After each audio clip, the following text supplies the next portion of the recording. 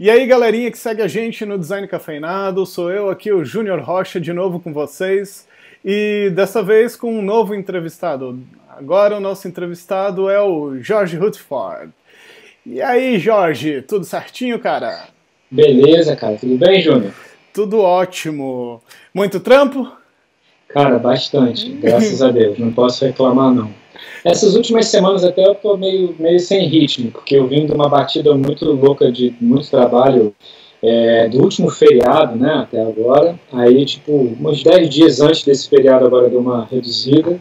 Aí eu fiquei meio preguiçoso. Mas agora tô voltando de novo já ao ritmo, né? É aquela coisa, né? A gente... a vida de freela e tal, você não tem muito controle, né, cara, sobre a sua agenda, né, cara. Então, assim, às vezes você tá tranquilão com um projeto só, aí de repente, cara, você fez um monte de orçamento lá atrás e pô, entra 4, 5 ao mesmo tempo. E você não pode negar, né, cara? Porque, assim, eu não gosto de negar trabalho. Eu nego trabalho, às vezes, com dó. Teve até uns 3 semanas atrás, o Flávio lá da Platino me chamou e falou, pô, tem uma parada aqui, quer fazer com a gente e tal? Eu falei, pô, Flávio, não vai dar. E a gente já já trocou ideia algumas vezes antes a respeito de trabalho, eu nunca consegui fazer nada com os caras e pô, tenho maior vontade de fazer, né? Porque os caras são uma referência, né? E aí, no dia que ele me chamou para fazer o trabalho, eu falei, porra, não vai dar dessa vez. Foi aquele não com um aperto no coração, assim, não com aperto no coração. Isso para todos os clientes, né? Assim, poderia ser um outro cliente qualquer que também eu ficaria me sentindo com aquela culpa, como diria, aquela culpa cristã, né? De negar o trabalho. Mas às vezes não tem jeito, né, cara? Às vezes você tá com muita coisa também, você tem que ter consciência de que você não pode abraçar o mundo com as pernas, né? Porque, assim, uma das coisas que eu aprendi na minha vida com um grande professor que eu tive, que foi o Fabiano Feijó, né, que era o dono da Seguros Fly, com quem eu trabalhei por anos, assim, cara, você não perde prazo. Não importa o que aconteça. Se você combinou um prazo para entregar o trabalho para o seu cliente, cara, entrega. Entendeu? Porque a pior coisa que tem para um profissional como a gente, que é prestador de serviço, é você combinar um prazo e não entregar. Sabe? Você tem que entregar. Verdade. Não existe não entregar. Para mim, pelo menos, não existe. Entendeu? Verdade. Então, mas, assim, voltando ao cerne da sua pergunta, tá legal de trabalho, cara. Assim, estou bem satisfeito. Acho que esse ano começou bem legal. Eu até, antes da gente fazer aqui, eu assisti algumas entrevistas que você fez pregressas à minha, né? Eu ouvi uma do Lucas Rosa, e ele falando achando que esse ano ia ser um ano bom, que estava começando bem para ele, lá na época, quando ele fez a entrevista, que eu não sei exatamente quando. E eu tenho que concordar com ele, sabe? Apesar do mercado estar muito esquisito, sabe, Júnior? Assim, tem alguns lugares que estão bem ruins de trabalho, tipo como o Rio de Janeiro, que é a região onde eu estou, tá realmente muito, muito esquisito, mas ao mesmo tempo você tem outros lugares onde as coisas estão acontecendo. Uhum. Então, assim, tá bom. Que bom. Cara, antes de falar, vamos dizer, da tua jornada de trabalho, eu queria saber de ti, assim, quando que veio o clique do tipo, quero trabalhar com Photoshop, quero trabalhar com retoque pro resto da minha vida, vamos dizer assim. Quando que deu aquele clique? Bom, cara, assim, eu comecei... eu tenho 45, né? Eu não sou mais tão novo assim. Eu comecei, cara, a mexer profissionalmente com essa parte de artes gráficas bastante novo. Eu gosto de desenhar, não desenho mais, é um grande erro meu, eu devia voltar a desenhar, mas o tempo não permite, né? Eu comecei a desenhar desde novo e tal, e assim, com 16 anos eu comecei a fazer desenho e arte final para estampa de camiseta em silkscreen. Uhum. No convencional mesmo, com filme de poliéster, caneta de nanquim, fazer as coisas na mão, vai botar texto na arte final, com letra 7, que eu não sei nem se quem vai ouvir aí já ouviu falar de letra 7, eu tentei achar alguns aqui, velhos aqui em casa, mas eu não achei, que eu ia mostrar assim na tela, mas não consegui, infelizmente. E meu primeiro contato com o computador, com artes gráficas no computador, foi num Apple II Plus, que era uma máquina antiguíssima, foi um dos primeiros computadores que o Steve Jobs fez lá atrás com o Steve Wozniak, né? E eu fazia um fanzine de heavy metal, porque eu tenho essa cara assim de trouxa, mas eu gosto de metal.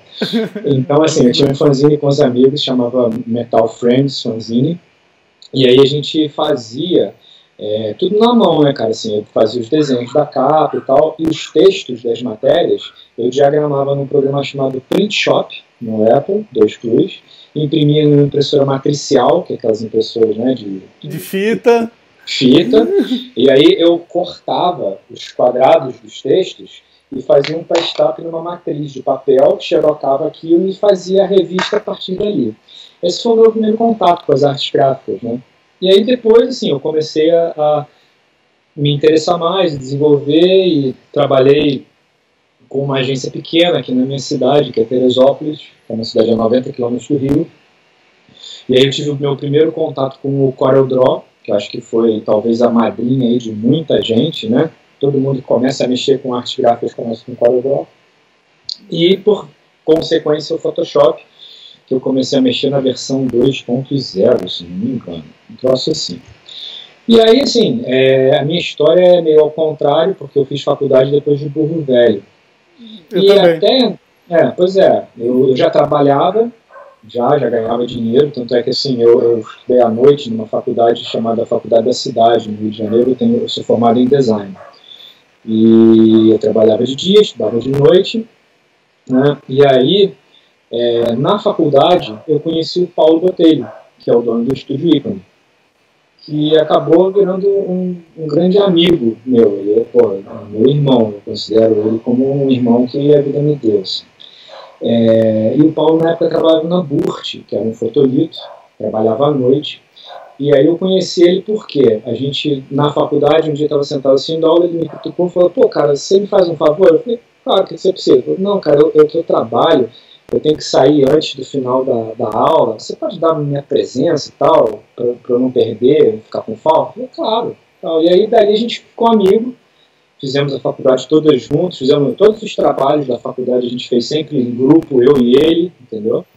E no meio da faculdade, o Paulo já era profissional, ele trabalhava na Burt, e ele entrou no programa de estágio da Seagulls, da Seagulls Fly. E ele entrou, eu na época eu não me inscrevi, porque eu nem sabia o que era a Seagulls Fly, não conhecia nada. Ele falou: pô, você vai se inscrever? Eu falei: pô, Paulo, não sei, acho que não. Porque você já trabalhava, né? Pô, como é que eu vou, né, largar tudo, virar estagiário, tem que pagar a faculdade e tal. Mas o Paulo ele fez a prova, passou e entrou como estagiário. E assim, um mês depois ele foi efetivado lá, né? E aí, assim, acho que uns 8 meses depois do Paulo entrar, um belo dia eu tô em casa, ele me liga e falou: pô, tá fazendo o quê? Eu falei: cara, tô aqui em casa. Ah, dá um pulo aqui agora então, porque pintou uma vaga, eu te indiquei. Beleza, vamos lá, né? Aí eu fui para Ipanema, na época a Seagulls era em Ipanema, aí sentei com a Lu e com o Fabiano, conversei com eles me entrevistaram, e fui embora, né? E aí, sim, o Paulo botou uma pilha nos caras para eles me contratarem. E resumo da história: eles me contrataram para ficar 3 meses lá como temporário. Aí desses 3 meses eu fui a júnior, sênior, e terminei minha carreira lá como gerente de manipulação. Trabalhei com o Fabiano por 7, quase 8 anos, cara, sabe?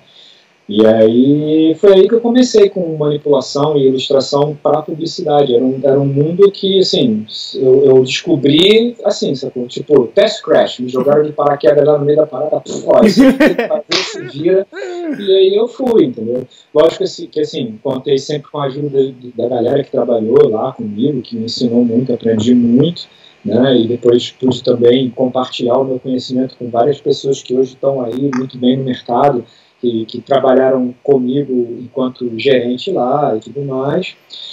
E aí, assim, depois de quase 8 anos de Seagulls, eu saí porque eu tinha me casado e resolvido voltar a morar na minha cidade natal. Uhum. E o Fabiano estava, na época, fechando o estúdio na Torre do Rio Sul e se mudando para Barra. da Tijuca. E aí ia ficar muito complicado para mim ir e vir todo dia, sacou? E aí eu acabei saindo.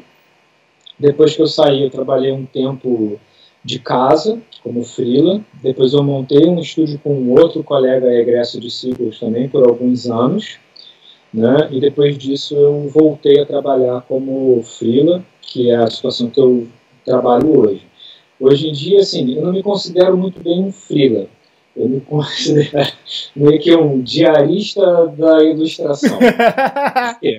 Eu trabalho em casa e aí, assim, pô, faço serviço para o Tico, lá da Nuts, faço serviço para a Icone, para o Paulo, trabalho para o Fabiano, na Ginger Peak.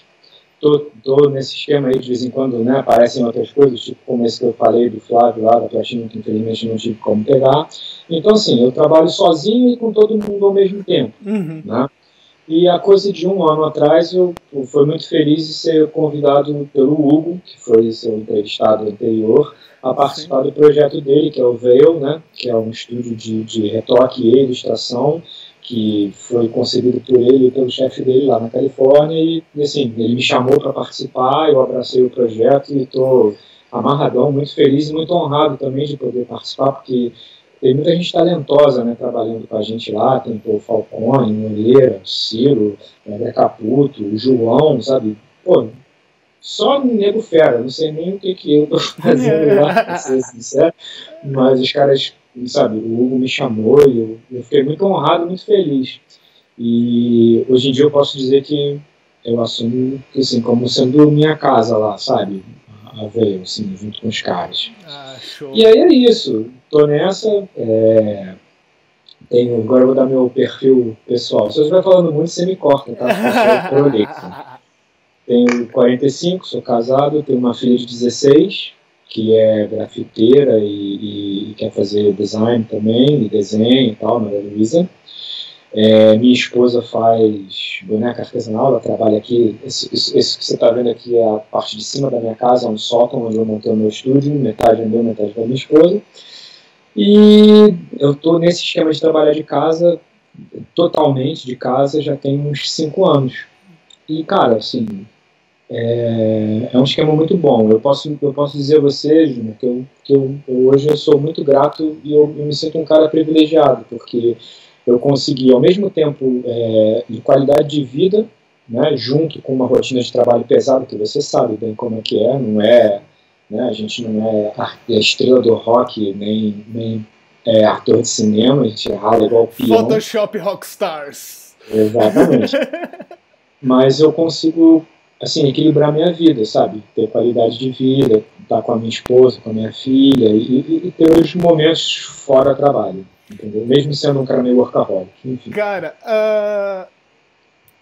da mudança de ser vamos dizer, funcionário CLT para trabalhar em casa, vamos dizer assim, quais foram, o que tu imagina que é o maior desafio do cara sair de um emprego fixo e começar a trabalhar em casa, ou no home office? Entendi. Vou te dizer qual foi a minha forma, né? Para eu começar a trabalhar sozinho, antes disso, eu fiz um trabalho de networking muito grande, né? Contactando pessoas, mostrando o meu trabalho, né? E a partir do tempo, né, conforme eu fui contactando essas pessoas e tendo feedback delas, né, as coisas começaram a acontecer devagar e hoje em dia eu posso dizer que eu estou num ritmo bom.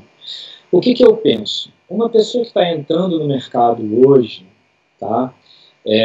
Eu digo para ela o seguinte: se ela tiver a oportunidade de trabalhar num estúdio, eu acho que é uma experiência importante. Por quê? Porque quando você trabalha com pessoas ao seu lado, você tem uma troca de conhecimento muito grande, entendeu? Assim, a minha curva de aprendizado, quando eu comecei lá atrás com o pessoal na Sequels, até hoje, eu posso dizer para você que onde eu mais aprendi foi quando eu trabalhei lá, sabe? Porque, assim, era uma quantidade muito grande de gente muito boa, junta, desenvolvendo projetos, e no meio do desenvolvimento desses projetos, propondo ideias e soluções, sabe? E você ia absorvendo aquilo, e é uma coisa em tempo real. Isso é uma coisa que eu sinto, às vezes, um pouco falta hoje, sabe, Júlio? Porque, assim, eu trabalho junto com o Hugo, com o Falcone, com o Ciro, com o Moreira, sabe? Com uma galera muito talentosa. E a gente trabalha bem junto, mas a gente trabalha assim, virtual.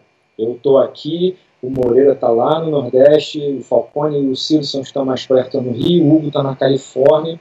Então, assim, não existe aquela troca de você estar sentado fazendo um trabalho, passa o seu colega atrás do teu monitor, olha aí, cara, pô, tá vendo isso aí? Faz isso assim, assim, assim, que, pô, vai ficar maneiro. Aí você testa ali na hora, sacou? Sim. Isso faz muita diferença.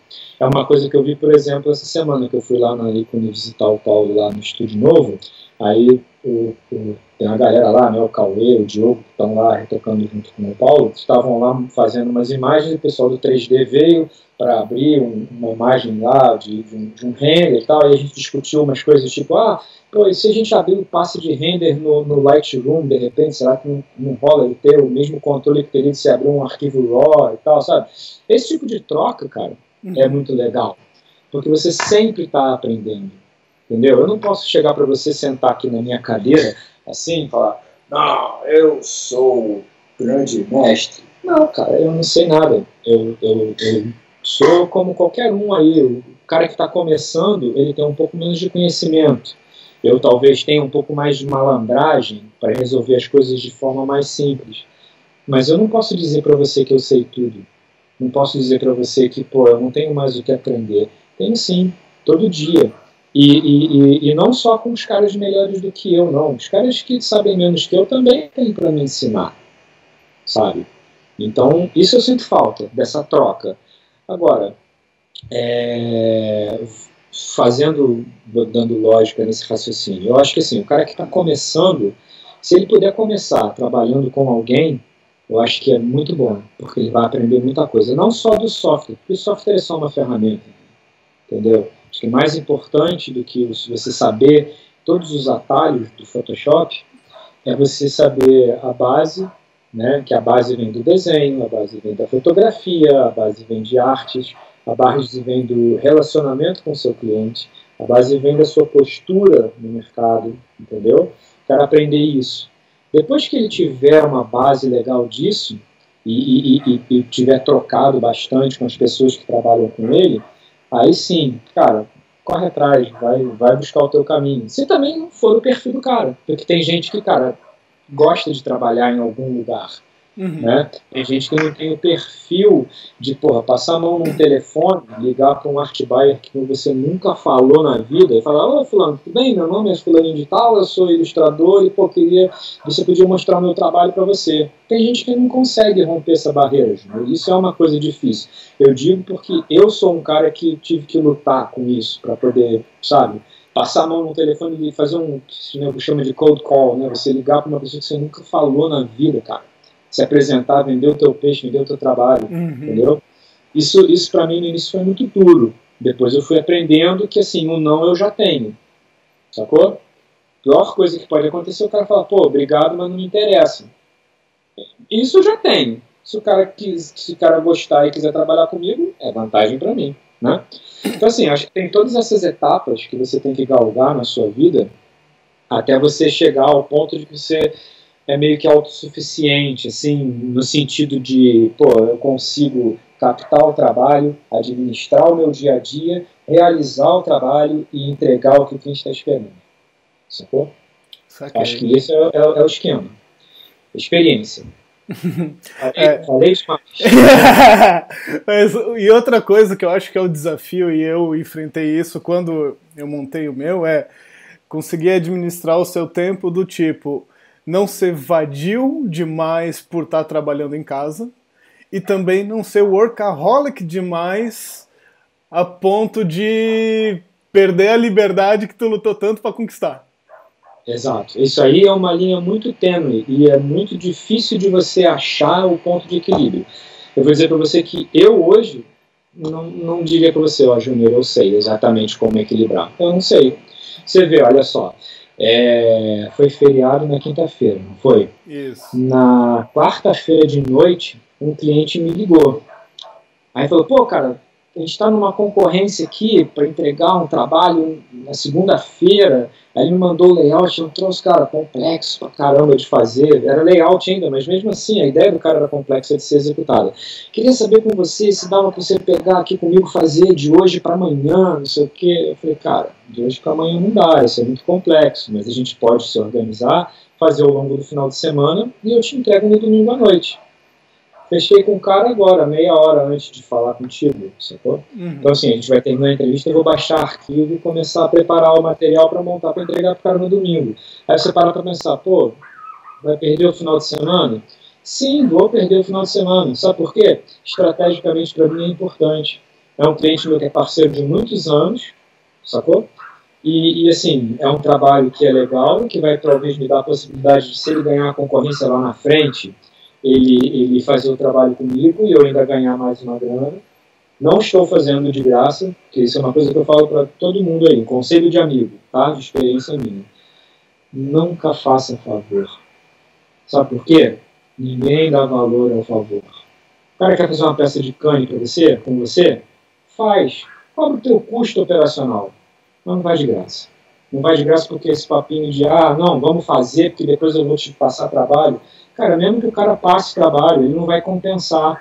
Porque as 10 horas que você gastou fazendo o layout, ele não vai te pagar para você ficar sentado aqui tomando uma água de coco 10 horas. Ele vai te passar um trabalho. E nesse trabalho você vai gastar mais 10 horas. Então aquelas 10 que ficaram para trás, ficaram, cara. Só que você nunca vai repor aquilo ali. Então, assim, e no meu histórico de vida, tá? Isso eu digo por mim, quem quiser fazer, faz, aí é uma questão de opinião de cada um. No meu histórico de vida, nunca, Júnior, eu fiz favor que me compensou, sabe? Assim, eu acho que o cara que me procura para fazer um trabalho, ele tem que querer trabalhar comigo porque ele gosta do meu trabalho. Eu não tenho que dar o meu trabalho de graça para ele, sabe, provar para ele que eu sei fazer a parada. Então eu nunca faço de graça. Então, enfim, eu cobrei um preço muito, muito honesto, porque o cara é parceiro e pô, eu também não vou, né, extorquir o cara para fazer um layout, mas eu cobrei. Não vou fazer de graça, não. Então, é essa história. Você tem qualidade de vida, mas, assim, a administração do horário é uma coisa meio louca. Às vezes eu poderia ficar o final de semana todo de bobeira, mas não, eu vou trabalhar. Mas em compensação, às vezes, tipo, numa segunda ou terça, o cara tá ali, pode ficar de boa, relaxar com a família, aquela coisa. Sim, exatamente. A balança. Tem dias, Júnior, por exemplo, tem às vezes uma terça-feira, minha filha trabalha o dia inteiro, minha filha estuda o dia inteiro. Eu tô tranquilo de trabalho, eu saio com minha esposa, a gente almoça na rua, toma um café, né? Isso aqui, cara, é uma excelente ferramenta, né? Porque eu tenho o Skype aqui dentro, tenho o Slack aqui dentro, tenho tudo aqui dentro. Então, assim, eu estou sentado lá tomando café, eu dou uma monitorada. Se pintar alguma coisa, eu já respondo ali e já venho para casa. Assim, 10, 15 minutos eu estou em casa, entendeu? Mas eu também não deixo de fazer isso aí que você falou, sabe? Aproveitar os momentos que você tem livre para fazer a coisa, né? Você ter vida, né? Isso aí. O cara tem que lembrar que não é só o dinheiro, ele tem que viver também, porque não adianta ganhar o dinheiro e não ter tempo para gastar ele também. Bem dito. Sabe as palavras, gente. Sabe as palavras. E quanto àquilo que tu falou, uma coisa que eu digo, cara, de graça é só pra mim e pra minha mãe, cara. Isso aí. Acho que você tem um outro entrevistado seu também que já falou isso, né? Trabalhar de graça é o trabalho pra mim, não é? Exatamente. Que é o quê? O trabalho pessoal, aquela coisa... Sim, então de graça exatamente. Pra mim, cara. Exatamente. É algo que vai mostrar o valor do profissional por algo que ele gosta, que ele curte. Sem dúvida. E ainda nessa de mercado, eu já falei com o Lucas Rosa, ele também comentou, e é uma dificuldade que hoje mesmo eu respondi um e-mail de um cara sobre, cara, quanto custa o teu trabalho? Como é que tu mensura o valor do teu trabalho? Rapaz, essa é a pergunta mais difícil de se responder. Se eu disser para você que até hoje eu ainda não tenho segurança 100% de quanto vale o meu trabalho, você pode acreditar, porque é a mais pura verdade. Assim, ao longo dos anos, você vai angariando experiências, né, que vão te ajudar a balizar um centro de custo, né?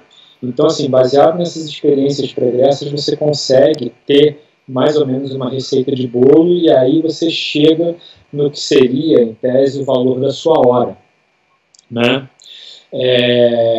Assim, a minha realidade é um pouco diferente, porque como eu sou uma empresa de um homem só, né? Exatamente. Então, o meu custo operacional é um custo infinitamente mais baixo do que um cara que tem funcionário, que paga aluguel, entendeu? Então, assim, o meu custo é luz, minhas máquinas, software, porque, assim, software pirata não rola. Se você vai trabalhar e você vai ganhar dinheiro, filho, cara, investe na tua ferramenta de trabalho, entendeu? E, pô, 45 pratas, sei lá, que tá por mês do Creative Cloud, de Photoshop. O Photoshop tá 35 menos ainda. Pois é, cara, pelo amor de Deus, né, gente? São 2 Coca-Cola aí, cara, né, sabe? Então, assim, o meu custo é baixo, né?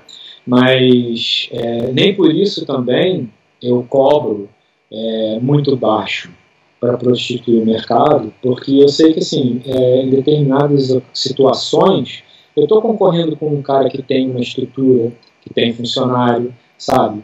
E, assim, eu já vi o outro lado da moeda, sabe? E já fiquei puto por ter feito o orçamento de um trabalho. Eu falei palavrão, pode? Desculpa aí. Não tem problema. De ter feito um orçamento de trabalho, porque eu tinha um custo na época, eu tinha sala, lugar, não sei o que, blá, blá, blá, e perder esse trabalho para um maluquinho trabalhando em casa que cobrou 20% do meu custo, entendeu? Então, assim, isso é uma coisa que eu não faço, né? Essa prática predatória de cobrar barato para tirar o trabalho de alguém. Eu cobro o valor que eu acho que está dentro da realidade do mercado, entendeu? E também por achar que, assim, por conta da minha experiência de alguns anos, o meu trabalho vale isso. Mas realmente é complicado, cara, você saber quanto você vale. A minha dica para as pessoas faça uma conta para você saber quanto custa para você viver, né, o mês, quanto o teu mês custa, né? Tenta ver quantas horas você quer trabalhar, né, por semana, né, por dia, e a partir daí você determina uma base de quanto custa a tua hora, entendeu? E parte daí. É lógico, Júnior, que tem muito também do bom senso. Por exemplo, se eu for fazer um trabalho para a Coca-Cola, eu não vou cobrar o mesmo trabalho que eu vou cobrar para o Guaraná do Zé. O Guaraná do Zé não tem a mesma grana e nem a mesma exposição que a Coca-Cola tem. Então, assim, o meu valor também, no meu valor também entra isso, né, cara? Assim, tipo, vou fazer uma imagem que vai ter exposição nacional ou exposição mundial durante uns X anos, sabe? O cara vai lucrar milhões para aquilo ali, é um valor. Agora, se o Guaraná do Zé, que é um cara que vai fazer um cartaz para botar na padaria da minha região aqui, né, vem orçar comigo, eu não posso cobrar dele a mesma coisa que eu cobro da Coca-Cola. Então, assim, é mais um peso para você colocar nessa balança aí. É o valor da exposição do trabalho, né? Exatamente, exposição, as mídias que ele vai aparecer e o tempo que ele vai aparecer. Isso é uma coisa que os fotógrafos sabem fazer muito bem, né? Esse cálculo, né? Que basicamente o orçamento de fotógrafo é custo de pré-produção, custo de produção, né? O centro de custos dele lá da estrutura dele e mais essa parte de período de veiculação, praça de veiculação, né, e tal, aí que fecha os custos. Então, acho que seria isso, sabe? Você pensar em quanto custa a tua vida, quanto você quer ganhar, pensar sempre, tá? Isso é uma coisa muito importante, inclusive agora que a gente tem essas reformas loucas aí da Previdência, pensar sempre que você não vai mais se aposentar pelo INSS, que você precisa fazer uma reserva, você precisa ter uma aposentadoria privada, porque, assim, a nossa janela de produtividade nessa carreira é relativamente pequena, né? Então você tem que chegar você tem que se planejar para chegar, sei lá, com 60 anos, 60 e poucos anos, você poder puxar o freio de mão, trabalhar menos, ou até mesmo não trabalhar, e para isso você tem que fazer uma reserva. Então você tem que botar isso tudo na conta, cara, para chegar lá. Eu vou te dizer que, assim, hoje em dia, eu consigo fechar um custo, consigo, mas nem sempre eu fico 100% seguro de que eu estou cobrando é o certo. Acontece comigo, às vezes, o que o próprio Lucas lá falou na entrevista dele, que às vezes, pô, o trabalho menos, fala, pô, podia ter cobrado mais. Ou então, o trabalho menos, putz, cobrei muito, tinha que ter cobrado menos. Acontece, é natural de todo mundo aí, cara. Não conheço ninguém que tenha 100% de segurança. Sim, não... Porque, às vezes, o cara imagina que vai trabalhar 5 horas, 6 horas naquela imagem, e daí aquilo que parecia ser simples, vem um abacaxi, o cara vai ter que virar 10 horas na imagem. Exato. E isso daí, acontece. Tu tomou na espinha em 4 horas, mas foi um erro teu, acontece. Vai ter também a imagem que tu vai calcular que tu vai ficar 10 horas e tu vai ficar 4, 5, tu matou a charada. Sim, exatamente. E você, assim, isso aí, Júnior, no mercado de publicidade, é muito comum acontecer de você ser abordado com um job que o diretor de arte não tem exatamente certeza do que ele quer fazer, e aí você começa por um caminho, chega num determinado ponto, o cara fala pro cara, não é isso, aí você tem que voltar atrás e seguir para um outro caminho. Normal, acontece. É lógico que, assim, com a experiência você vê quando o cara está abusando de você e você vê quando o cara é genuíno na dúvida dele. Quando o cara é genuíno na dúvida dele e aquilo não vai me causar muito prejuízo, eu não me importo de voltar atrás, sabe, 2, 3 passinhos atrás e seguir por outro caminho, entendeu? Agora, quando eu sinto que o cara está me usando para testar, para fazer layout, aí, cara, se mudou o briefing, eu cobro, entendeu? Tem que ficar atento para isso também. Porque sempre gerenciar é o que você falou. O asset que a gente tem, além do conhecimento, é o nosso tempo. A gente vende o tempo. Se o tempo extrapola muito, cara, você já está tendo prejuízo. Tá? Bacana. E aí, vamos mostrar um pouquinho da tela aí para a galera? Vamos mostrar um pouquinho da tela para a galera. Deixa eu abrir aqui. Tá. Vou abrir uma tela cinza. Ele não vai entender nada, não é determinado. Essa está na minha tela aí, Júnior.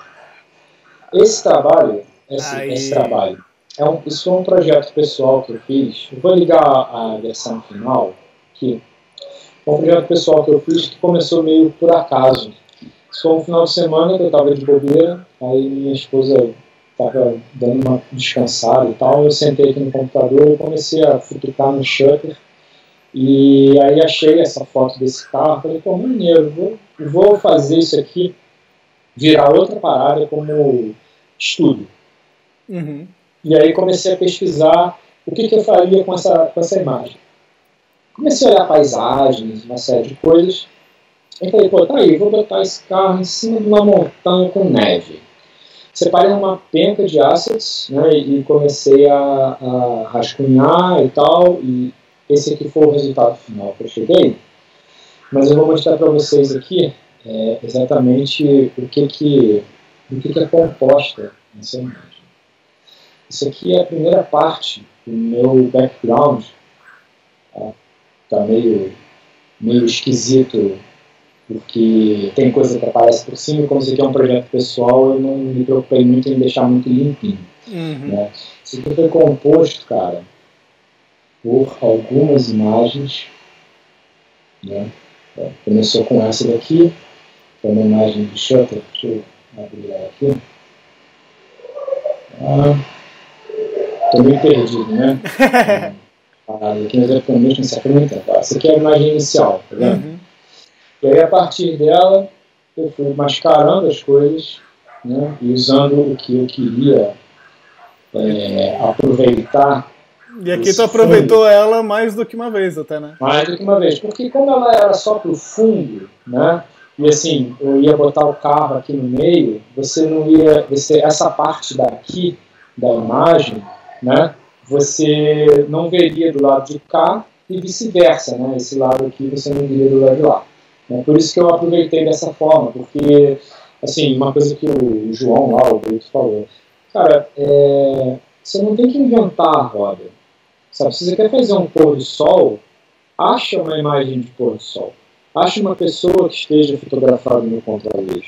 Não vai tentar fazer o troço funcionar, porque as chances de dar errado são muito grandes. Você tem limitações várias numa imagem, que são exposição, densidade, qualidade final daquele arquivo que você está usando, entendeu? Tem tudo que pode depor contra o teu resultado final. Essa imagem aqui até é uma imagem que é meio assim, meio maluca. Eu entrei numa de inventar a roda, porque você vai ver o carro. O carro, eu peguei o carro dentro de um stand de uma feira de automóvel. Então ele está todo limpinho, cheio de spots de luz e iluminado todo errado, diferente do que está aqui.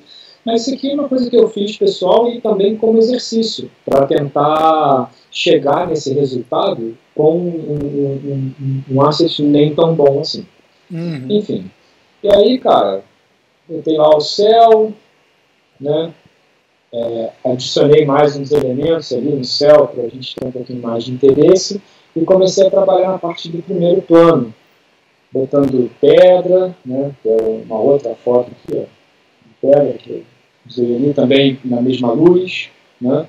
E aí, assim, a minha preocupação em não limpar muito essa área da frente aqui, né? Foi porque na frente eu ia entrar com uma neve, que é essa imagem aqui, da neve. E depois eu fiz uma duplicação dessa neve e dei uma leve distorcida de lente nela. Por quê? Porque o carro, você vai ver que a foto original do carro, ela tem uma lente mais angular, assim, o carro está bem imponente. Então, isso é um erro que as pessoas às vezes cometem, né? Quando elas vão fazer montagem, elas pegam de repente um carro que está numa grande angular, que está lá à frente, gigante, assim, e bota num fundo que está todo flat, homogêneo. O troço não encaixa de jeito nenhum. O cara olha aquilo e não sabe por que não está encaixando. E não está encaixando por causa disso. Né? E aí a gente volta para aquele lance que eu falei do back to basics. Tem que estudar fotografia para você, né, saber por que não está encaixando. Verdade. E aí, cara, depois que eu montei esse fundo mais ou menos aqui, fiz uns ajustezinhos leves de contraste, luz e tal. E aí eu vou ligar o carro para mostrar para você o carro original.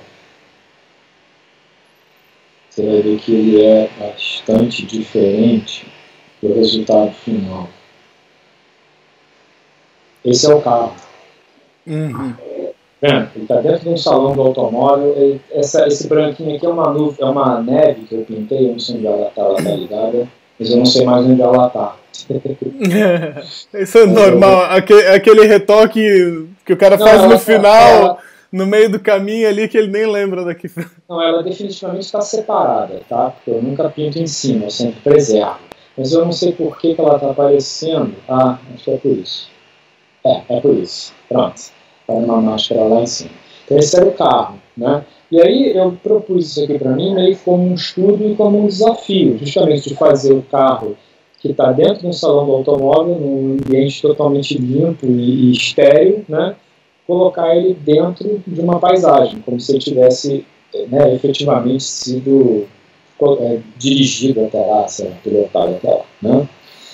E aí, cara, eu começo a fazer os retoques, né? Primeiro, para tirar todos os spots de luz, de uma penca de reflexo, coisa que não existiria, né, no ambiente externo, né? E limpei isso tudo, né? E aí, cara, eu comecei a acertar a luz dele, tá vendo? Ó? Eliminar o que eu não precisava, tipo aqui no pneu da frente, ó, sabe? E na frente aqui em geral, uma escurecida, tirar os hotspots da pintura, que são os brilhos especulares, né?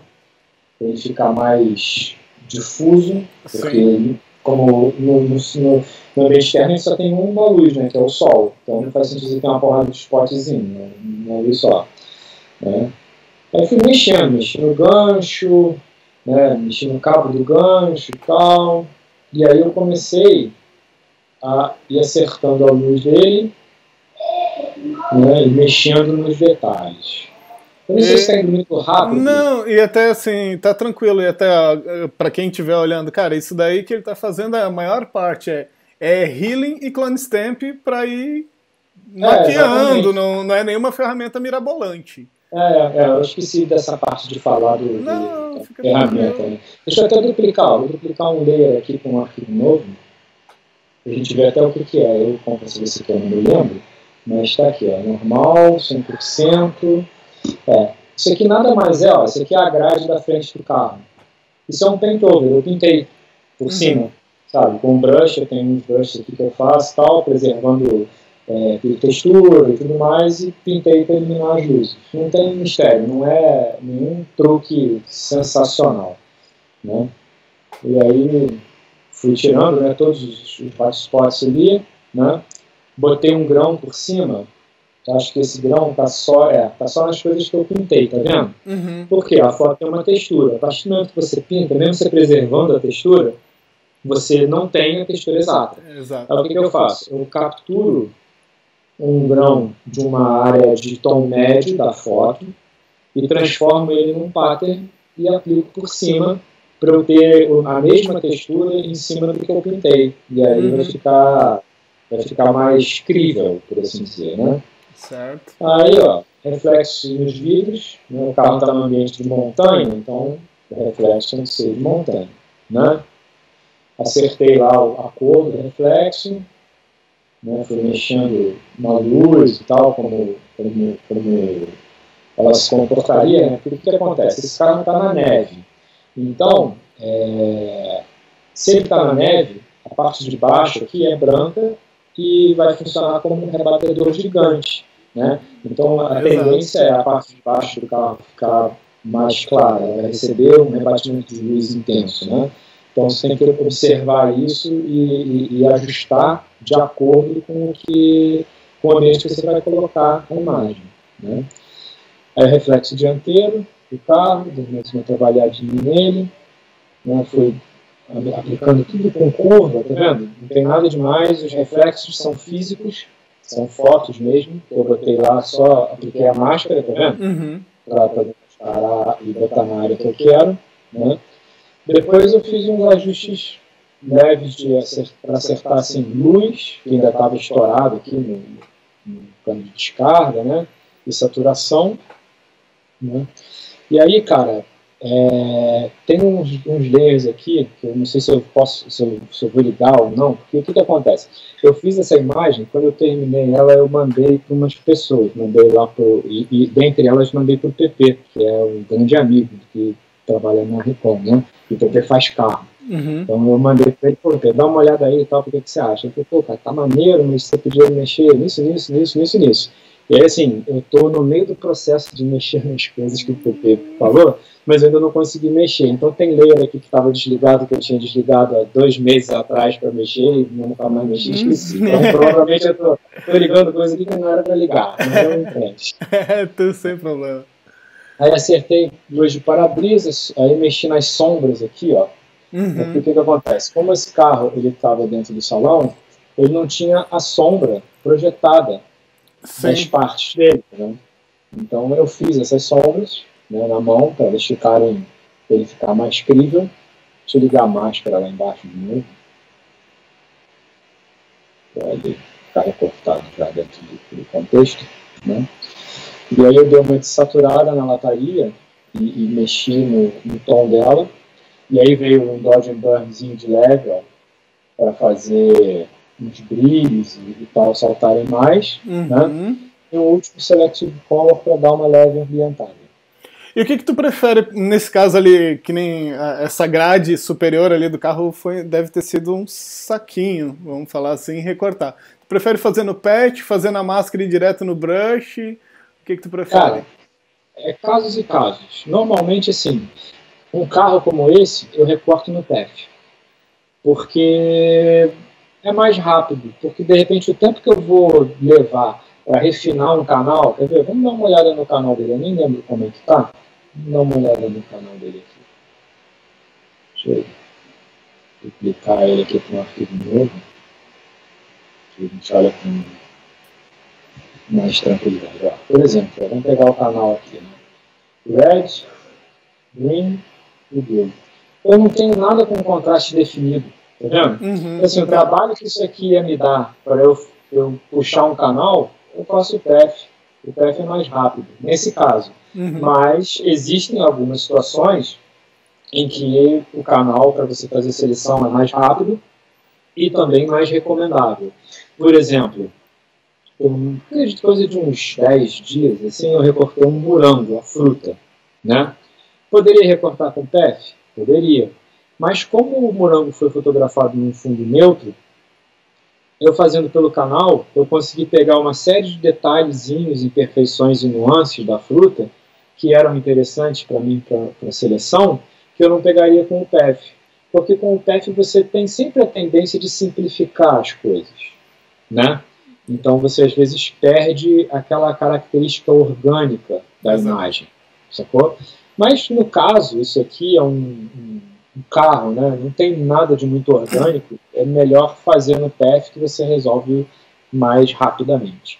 Recortar cabelo, que é o grande mistério, né? Todo mundo que começa fica louco, como é que recorta cabelo? Cara, recortar cabelo é o seguinte, é canal, puxa canal, gasta um tempo fazendo uma boa seleção do seu cabelo, entendeu? Recorta e depois faz acabamento. Não existe você pegar um canal, eu pelo menos nunca vi, você pegar um canal, recortar, e o cabelo já ficar lindão, perfeitão, funcionando em qualquer fundo, sem você dar uma pincelada de acabamento. Sempre tem, cara. Sempre fica uma invasãozinha de luz, uma invasãozinha de cor, o cara tem que resolver. Exatamente. E aí, assim, às vezes você pega uns troços, tipo uma vez eu fiz um trabalho lá com a galera lá do Yellow Mel, com o Júlio e tal, a gente fez um trabalho junto e era um KV de um Guaraná, uma parada assim. E aí, assim, era uma foto de uma mulher ruiva e ela tava assim com os cabelos, sabe aqueles cabelos voando de propaganda de shampoo? Né? Ela tava fazendo uma passe de dança, assim, o cabelão voando. A foto original, ela tava no fundo claro, eu tinha que recortar o cabelo dela e fazer o cabelo funcionar no fundo preto. Eu desenhei o cabelo todo de novo. Não teve jeito, sabe? Eu pintei o cabelo todo de novo. Eu tinha uma base que eu consegui no canal, mas para ele funcionar, eu tive que pintar. Aí você pergunta, como é que eu pinto? Eu tenho brush de cabelo, os 2 brushes que eu fiz ao longo da minha vida aí fazendo cabelo, e às vezes eu uso PEF, né? Eu pego, como é que faz com o PEF? Você pega lá, você faz o PEF com o desenho do fio que você quer. Aí você pega o seu brush de cabelo, vai lá no... Ah, minha tela tá dividida, né? Dá pra ver como é que faz, né? Verdade. É isso, dá uma palhinha na tela. Pois é, ó, vamos fazer um cabelo nesse carro aqui, por exemplo. Ó. Você quer fazer um fio de cabelo assim, né? Beleza. Fiz o fio lá, aí você vai criar um layer novo aqui, vai no seu brush, escolhe o seu brush de cabelo preferido. Acho que eu tenho um brush de cabelo carregado aqui, que eu fiz um trabalho outro dia de cabelo. Acho que ele tá aqui ainda. Peraí. Deixa eu procurar. Tem um aqui, ó, esse aqui. Pegou o brush, né? Aí você faz um sample da cor do cabelo que você quer, né? Tá lá o brush selecionado, aí você vem, eu quero fazer um cabelo com esse laranja aqui, né? Você vem aqui no PEF, tá o teu PEF aqui, tá vendo? Aí você clica aqui, ó. E ele faz o PEF. Naquele layer que você criou, ele faz o cabelo naquele layer que você criou lá. Não vai, talvez dá pra ver aqui, que o meu brush é de 1 pixel. Mas essa é a ideia. Vamos fazer de novo. Peraí. Aqui não. Peraí. Vou clicar com o botão direito ali, stroke pattern. Tô tomando uma coça. Tá com o flow em 0. Tá com o flow em 0. Agora vai. Tá lá, ó, o meu cabelo. Isso aí, ó. Tá dando pra ver aí, ó? Isso é o meu cabelo com o brush de cabelo que eu selecionei. Só que é óbvio, para você fazer isso num cabelo, você tem que fazer isso vezes 1 milhão, porque um fio só, né, é fio pra caramba. Enfim. Então, assim, a técnica para cortar cabelo são várias. Eu, particularmente, sou partidário de fazer uma boa seleção do canal, fazer o recorte e depois fazer um bom acabamento. Porque a minha escola é a escola de que você vai recortar o cabelo para ele funcionar em qualquer tipo de fundo. Tem muita gente que faz recorte com multiply, né? Aí faz o recorte e ele funciona bonitão no fundo branco. Aí você manda a imagem para o cliente olha, monta lá o layout, manda para o cliente dele fala, pô, legal, mas eu não quero fundo branco, eu quero fundo vermelho. E aí quando o cara vai botar o modelo no fundo vermelho, o teu multiply não funciona. E aí? Sacou? Então eu procuro sempre entregar de maneira que o meu cliente possa pegar aquela imagem fazer ela funcionar de qualquer jeito, como ele quiser, aonde ele quiser e quando ele quiser. Isso vai me poupar trabalho, entendeu? Vai poupar trabalho para ele e ele vai ficar mais satisfeito com o que eu estou entregando. Tá? Então, seleção é isso. É canal ou PEP e mão de obra. Não tem jeito. É carinho. Exatamente. Aí, cara, eu botei lá, né, uma marca de pneu, porque se o carro está na neve tem que ter a marca de pneu. Fiz uma sombra base. E aí que é a parte que eu curto de fazer do trabalho. Eu pintei neve no carro todo. O carro não tinha neve originalmente, né? Então, aqui. Eu pintei as paradas todas com brush. Eu fiz um brushzinho de neve, que também não é nada muito mirabolante não, tá, gente? É um brush comum com scatter e tal, e depois eu trabalhei tons diferentes para dar volume e cheguei no resultado. E aí começou aqui, onde é que tá isso? Ah, tá aqui. Deixa eu chegar bem pertinho. Eu fui pintando, né? Mexi um pouco no contraste para ele fundir melhor com o pneu. E você percebe que eu fui usando tons diferentes, tá vendo? Eu tenho um tom mais claro para a luz, um tom médio para meio tom, um tom mais escuro para a sombra, né? E aí eu fui pintando a neve no pneu todo. Isso é um exercício de paciência, mas, cara, se você fizer com capricho, o resultado sempre fica legal, sabe? E agrega bastante valor à imagem, né? Não, com certeza. Não faz sentido você ter um carro na neve com um pneu limpo, né? Entendeu? Você tem que fazer o troço funcionar. Entendeu? Essa foi a neve externa. Depois tem mais neve que eu coloquei nele nos threads, né, do pneu, nos gruminhos do pneu. Sujei o carro com um pouco de lama. Isso é um mix de foto com pintura também. Tá? E esse daqui é o que deu mais trabalho. Bom, eu pintei neve em tudo quanto foi lugar. No pneu, dentro dele, fiz a marca do limpador de para-brisa, tá vendo? Com neve ali, botei uma neve acumulada na lataria e tudo mais. E isso tudo, gente, é basicamente pintura.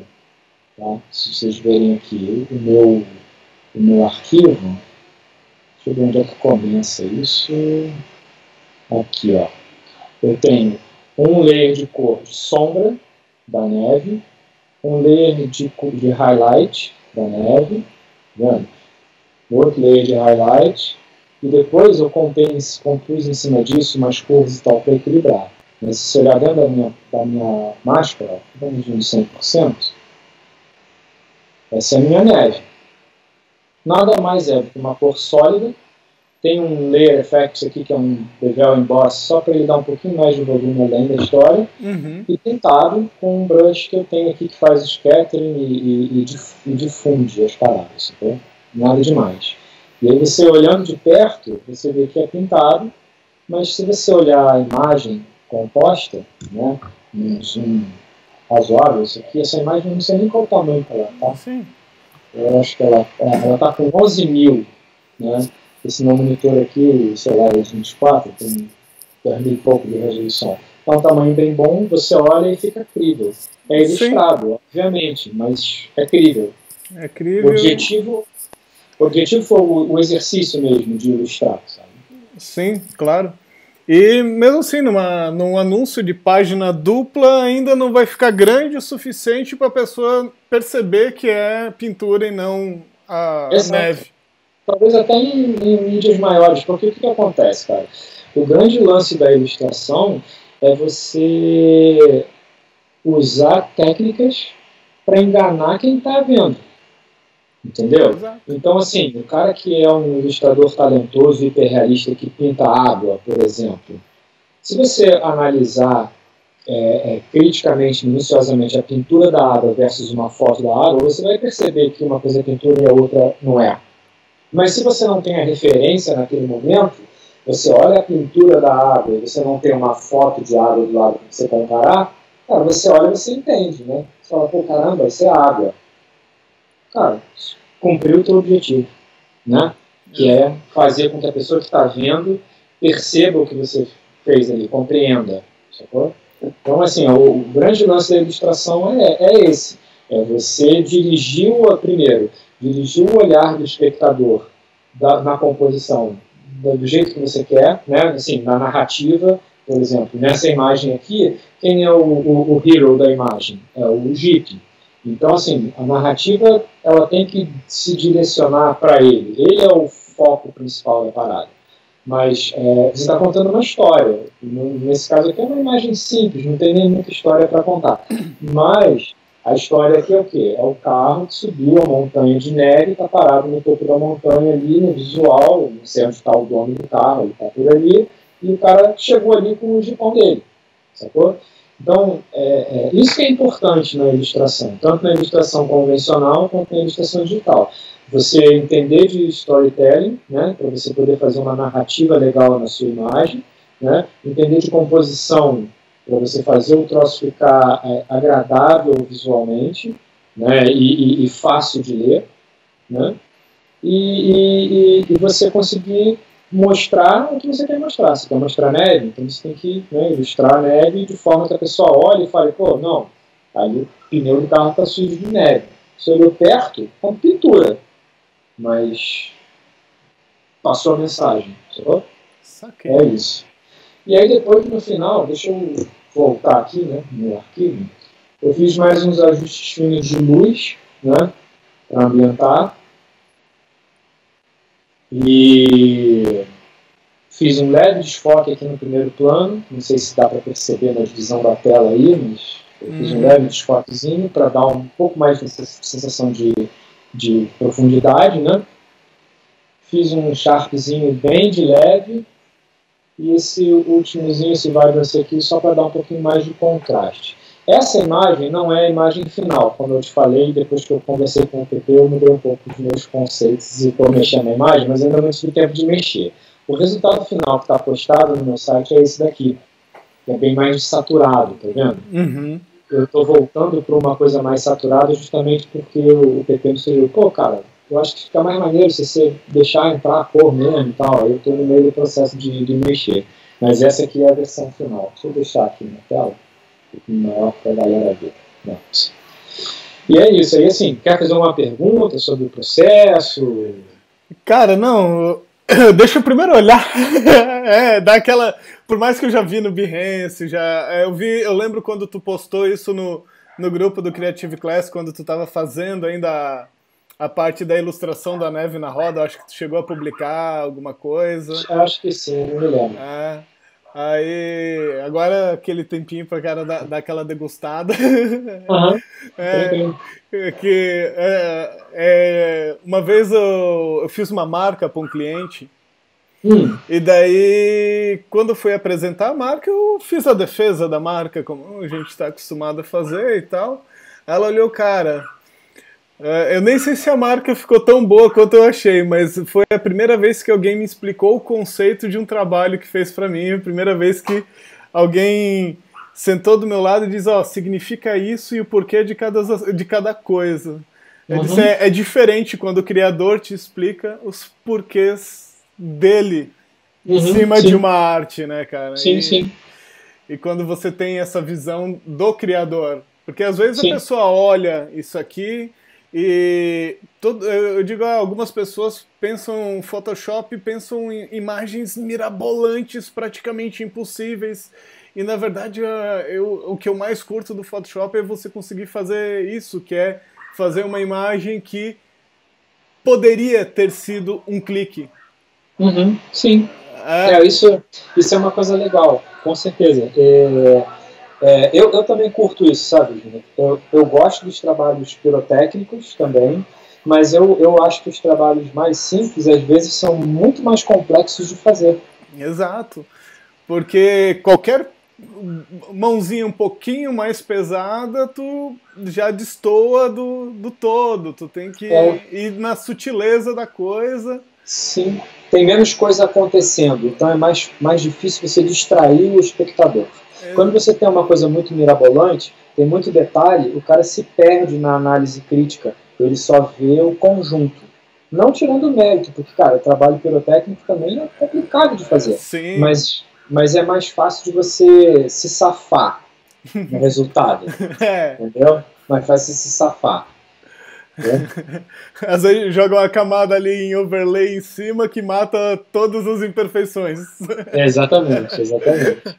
Cara, ficou muito show o trabalho e eu acho bacana para a galera ver como que é a construção de uma imagem, que até a ideia de mostrar o teu trabalho e o trabalho dos outros é mostrar também que não necessariamente o cara tem que ser um mestre Jedi do Photoshop para fazer isso. Na verdade, ele tem que dominar bastante o que é além do Photoshop, não necessariamente só a ferramenta. Sim, sim. É o conceito. Pô, ali dá de ver, tá na regra dos terços, o ponto de interesse, a ideia, a harmonia de cores, né? No caso ali, o laranja com o azul, cores complementares, aquela coisa toda. É isso tudo que, na verdade, envolve a imagem, e o Photoshop é só a ferramenta. Exatamente. Exatamente. Saber camada de ajuste, blend mode, máscara e path, você resolve tudo. Exatamente. Uma coisa que muita gente que está começando com o Photoshop, eu percebo isso, né, que eu vejo da galera falando e tal, as pessoas ficam muito preocupadas em saber como faz isso no Photoshop. Cara, você não tem que saber como faz isso no Photoshop, você tem que saber como faz. O Photoshop é só a ferramenta. Se você souber o conceito, você faz a parada no Photoshop ou no Affinity, sabe, qualquer software. O que importa é o embasamento, é o conceito.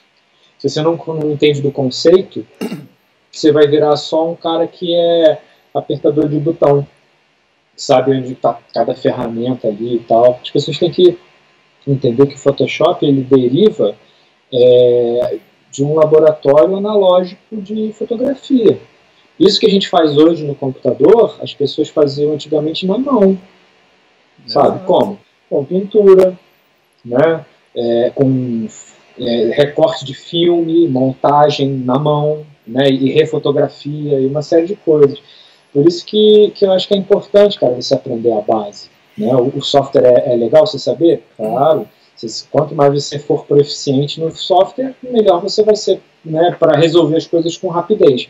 Mas não é o software que vai te safar numa hora que você tem que resolver, de repente, sei lá, uma composição com uma perspectiva muito dramática, sabe? Se você não entende de perspectiva, você vai agarrar na mão e vai estragar a imagem.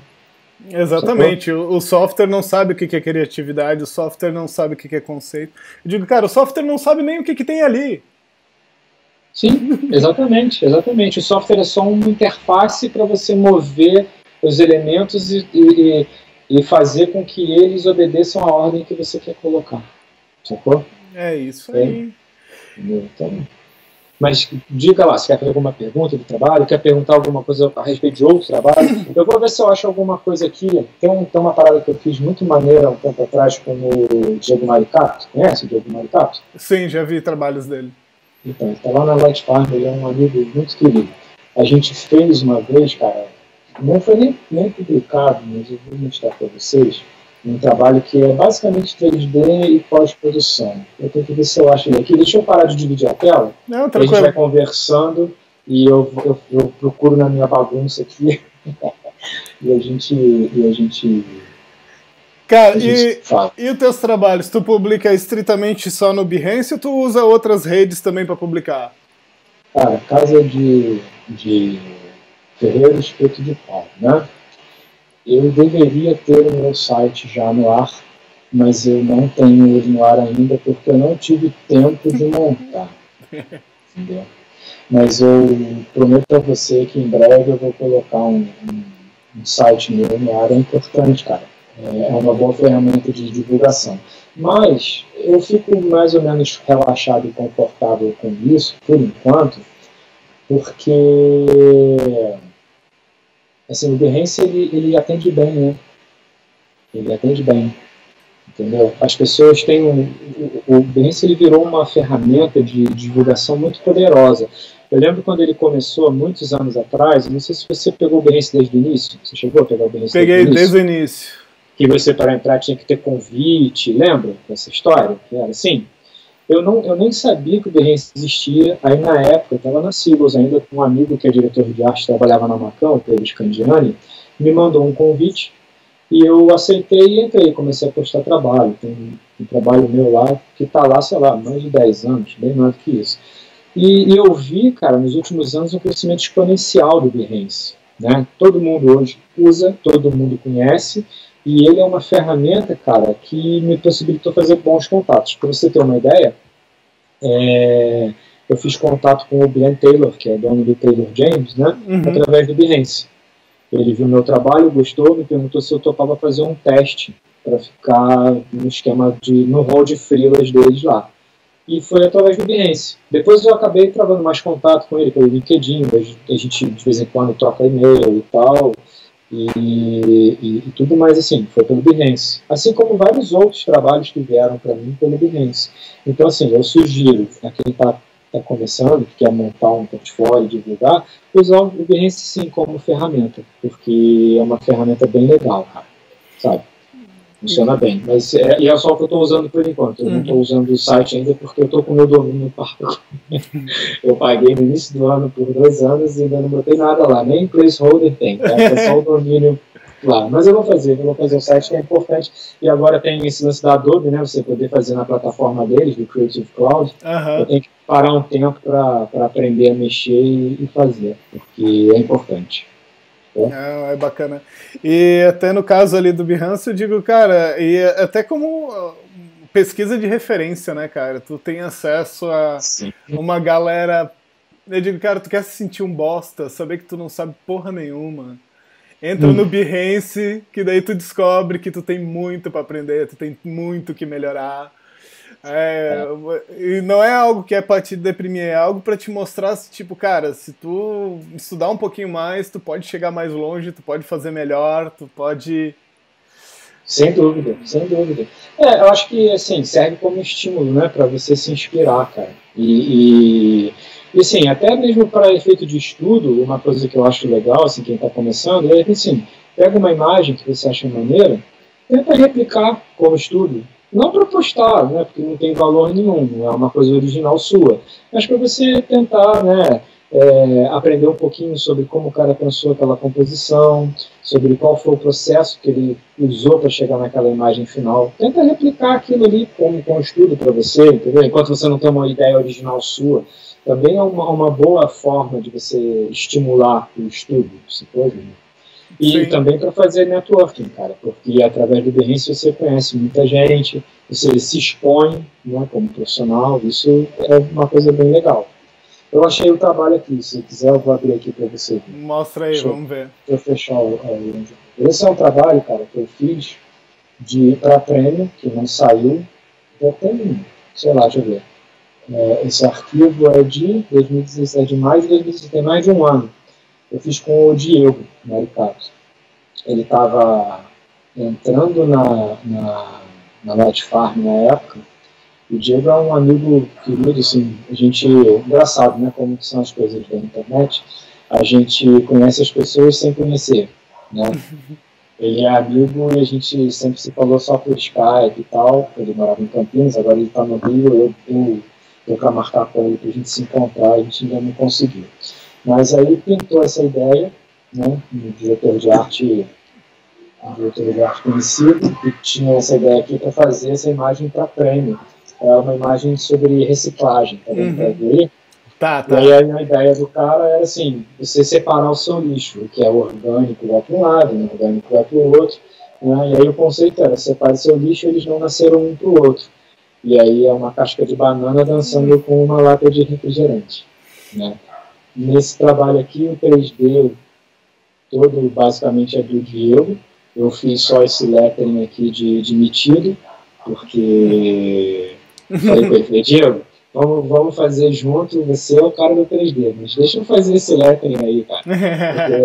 Porque na época eu estava estudando para o Modo, né, lá com o Flávio, o pessoal da R3F, aí eu fiz como estudo. Até me saí bem, né? Roubei um pouco da luz do Diego, né, que ele é muito bom de shader e luz e tal, mas eu que modelei e eu que fiz a textura. Garoto! Aí assim, o resto do 3D é todo do Diego, eu ajudei a ele pintando, né, eu pintei essa textura da banana e acho que a da lata também, e depois eu fiz a pós toda, né. Essa aqui foi a última versão da imagem, que nem é a versão que eu prefiro. Eu tinha feito uma antes com um mood mais legal, assim, uma coisa mais violeta e tal. Mas essa aqui foi a versão final que a gente entregou. Esse trabalho nunca foi publicado, uma pena. Porque eu gostei do resultado final. Tem uma série de detalhezinhos, cara, assim, maneiro. Deixa eu dar uma passeada na imagem aqui.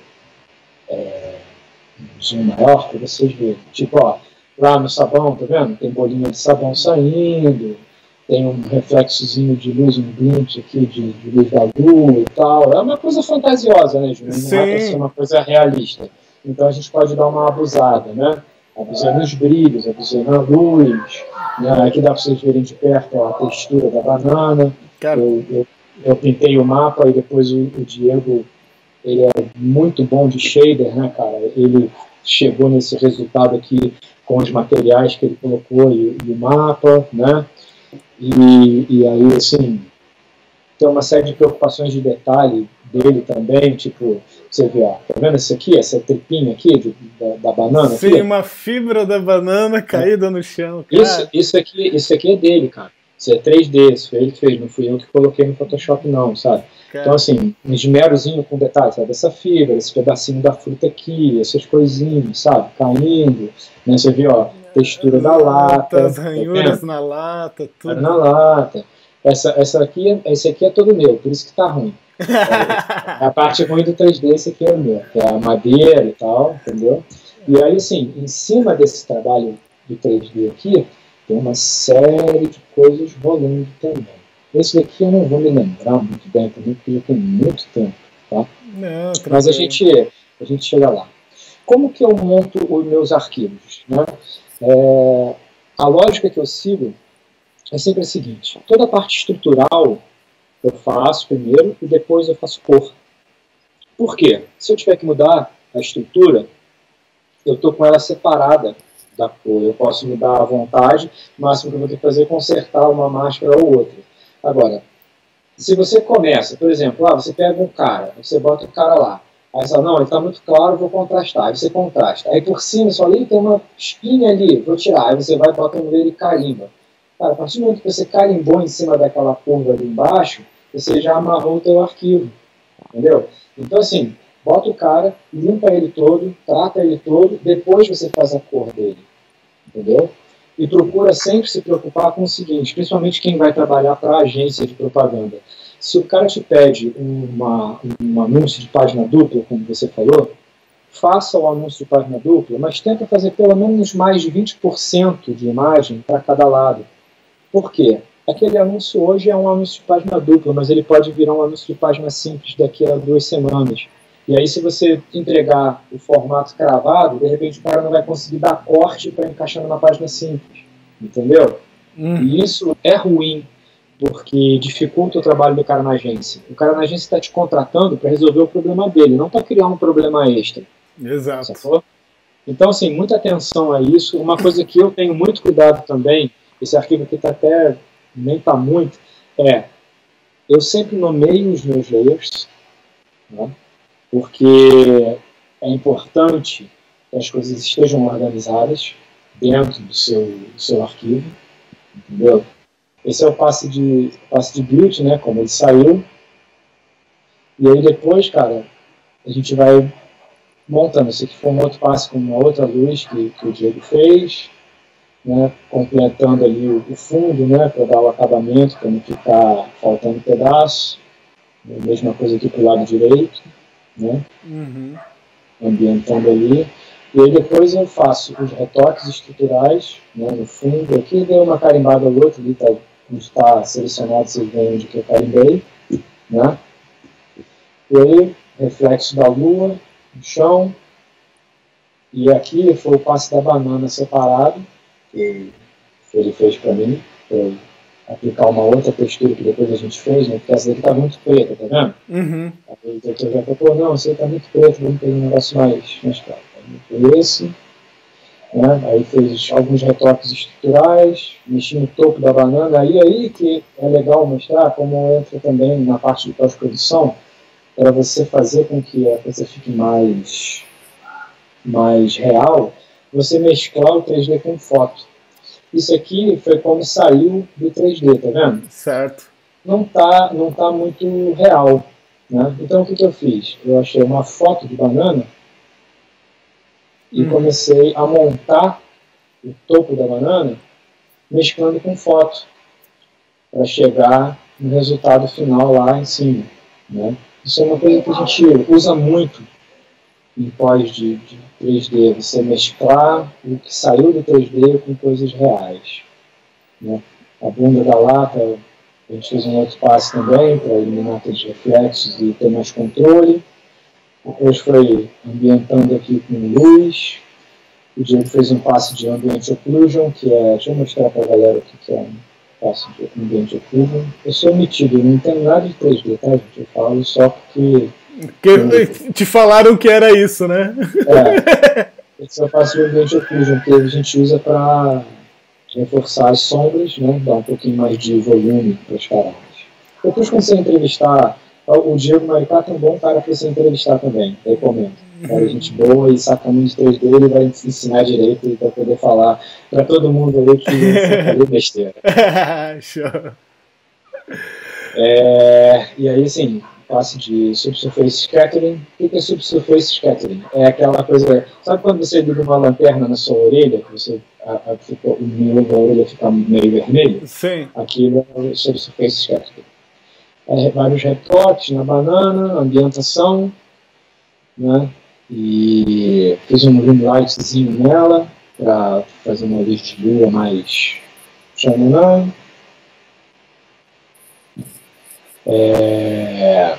E aí comecei a mexer, cara, isso aqui foi a base, né?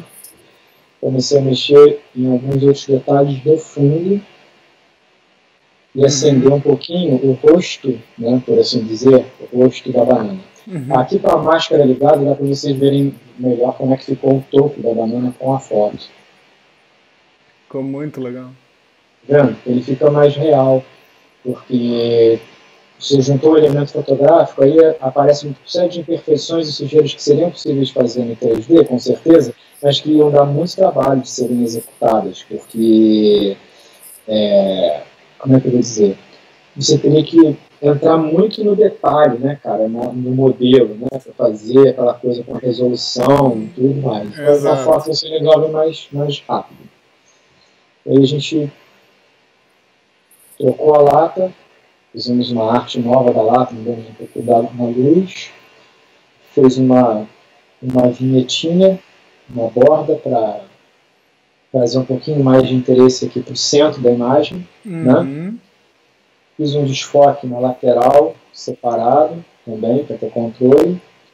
Depois entrou o lettering, o subtítulo, as cordas, que eu fiz separado também com foto, porque o que acontece? Se você fizer a corda no 3D, dá para fazer, mas dá muita mão de obra, né?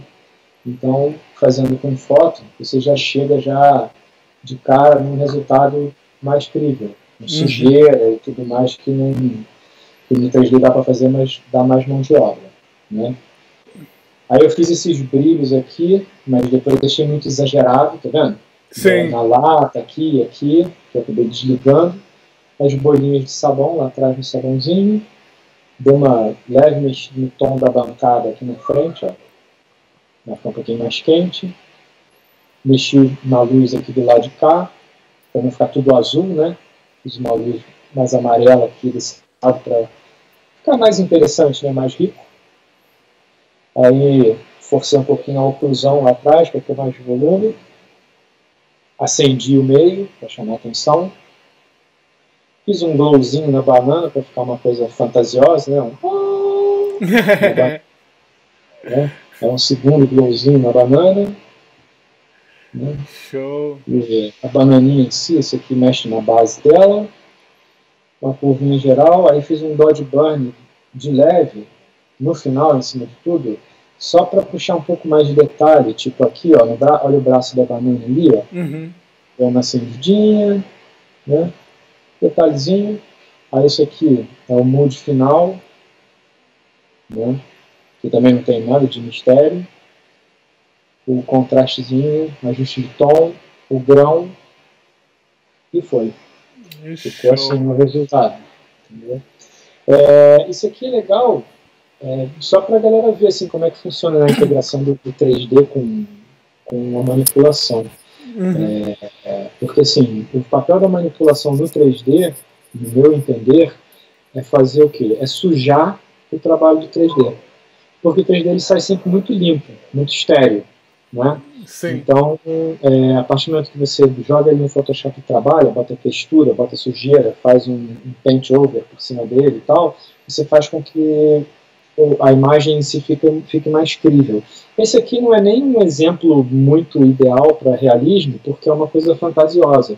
Mas às vezes você pega aí uns 3D, tipo, o nego faz 3D de gente, você olha aquele close de pele, né, cheio de textura e tal. Cara, aquilo ali com certeza tem pós em cima para você conseguir jogar mais imperfeição, né, na parada e fazer ficar o mais crível possível.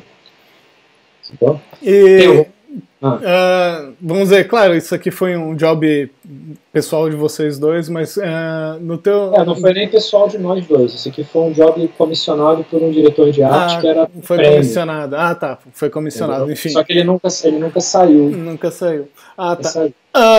Quanto tempo, o teu lado da história, quanto tempo tu gastou na imagem, mais ou menos? Boa pergunta. Eu não me lembro. Mas se eu fosse fazer hoje uma estimativa, eu acho que para fazer uma pós de uma imagem como essa, eu levaria aí uns 2 ou 3 dias para fazer com carinho. Uhum. Porque o que acontece, cara? O que é importante num trabalho como esse aqui, ou qualquer outro trabalho de pós-produção? É você descansar o teu olho. Às vezes acontece o quê? Como você está muito tempo em cima de uma imagem, você acaba, cara, que você vicia. E aí coisas que às vezes você veria como um defeito, passam. Primeiro porque você não percebe, segundo porque você está mentalmente cansado para fazer uma análise totalmente crítica. Já aconteceu, até já falei isso para você num papo outro dia, né, do trabalho que eu estou terminando aqui, que esse eu não posso mostrar ainda, mas depois eu te mostro.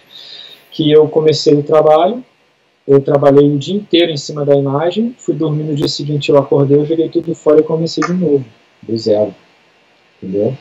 Porque eu já estava cansado, já estava viciado na imagem, achei que aquilo ali era um resultado legal, quando na verdade não era. Entendeu? Eu precisava trabalhar de uma outra forma, fazer um como é que eu vou dizer? Fazer uma abordagem diferente, né, para conseguir chegar nesse resultado. Então, assim, em termos de pós, eu acho que essa imagem aqui eu levaria uns 2 ou 3 dias para fazer com calma, fazer com carinho. Uma imagem como aquela do gato que eu fiz, deixa eu abrir aqui um browser aqui no meu Behance, que aí eu vou deixar a tela aberta direto e a gente vai olhando. Bacana. Uma imagem como aquela do gato, né? Eu fiz totalmente. Só um segundo. Eu fiz ela totalmente do zero e eu fiz tudo. Esse foi uma das poucas imagens que eu fiz sem cobrar na minha vida. Vou te explicar por quê. Essa imagem aqui, aí você fala, pô, o cara se contradiz, né? Porque ele primeiro diz que ele não faz favor para ninguém. E essa imagem ele fez de graça, como assim? Vou explicar por quê. Essa imagem eu fiz para um amigo, diretor de arte, e ele fez essa imagem para prêmio. Uhum. Né? E como era uma imagem para prêmio, não tinha assim muita cobrança, entre aspas, o que eu pensei? Eu vou usar essa imagem para estudar. eu vou fazer tudo. Eu vou fazer o 3D, eu vou fazer a manipulação, eu vou fazer tudo nessa imagem. Não vou pedir ajuda de nenhum amigo de 3D para fazer comigo. E aí eu fiz tudo que tá aí, cara, que você tá vendo, eu fiz do zero. A única coisa que eu realmente pedi ajuda foi que, como eu estava muito em cima do prazo, eu tinha a imagem do corpo do gato e tinha a imagem da cabeça do gato, e eu estava enrolado, quebrando a cabeça para fazer o 3D. Eu pedi a um amigo que é retocador só para juntar a cabeça do gato com o corpo e deixar para fazer o acabamento depois. Agora, o resto, eu fiz tudo sozinho, na mão. Entendeu? Então, por conta disso, eu não cobrei do cara um valor mínimo, porque eu encarei como uma forma de estudo. Entendeu? Aham. Esse que foi o resultado final, isso foi pra Cannes, eu não sei, acho que foi shortlist ano passado, uma parada dessa, eu realmente não me lembro. Mas essa foi a única imagem que eu não cobrei nada. Um outro trabalho que eu fiz também de prêmio, esse eu fiz na Seagulls, que eu gosto muito, foi esse daqui, ó. Esse trabalho a gente fez para Burn, aquele líquido, aquele drink energético da Coca-Cola. O conceito do trabalho, que era da Nerka Borer, que é a diretora de arte, era o seguinte: você bebe o Burn, você fica quente. Então tudo que você de metal que encosta em você fica incandescente. Aí ela fez essas fotos, acho que quem clicou para ela foi o Milton Montenegro, que é um fotógrafo muito bom aqui do Rio, né? E ele clicou as fotos originais, que são essas aqui, que você está vendo na parte de cima da minha tela. E a ideia era fazer a parada ficar incandescente.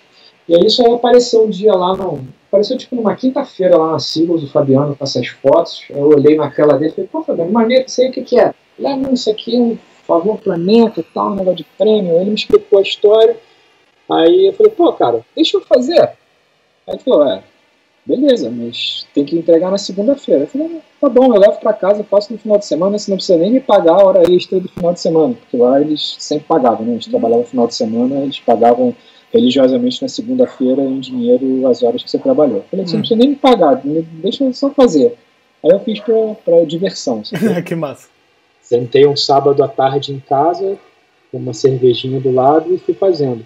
E aí, assim, o que eu gosto desse trabalho é, primeiro, o trabalho de cor da pele, porque todas as peles eram claras, tá vendo? E as fotos, aqui, a cor aqui não tá muito fiel, né? Porque eu tô vendo no browser.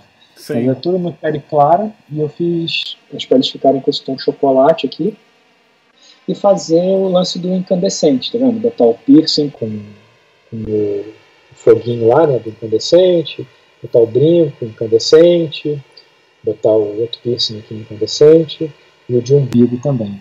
Aí teve muito trabalho assim, de retoque de pele, né, porque você vê que a pele assim, ela tá limpa, mas está com bastante textura, deixei o espelhinho, deixei tudo lá, fazer essa tonalização, né, e botar o objeto metálico com a incandescência.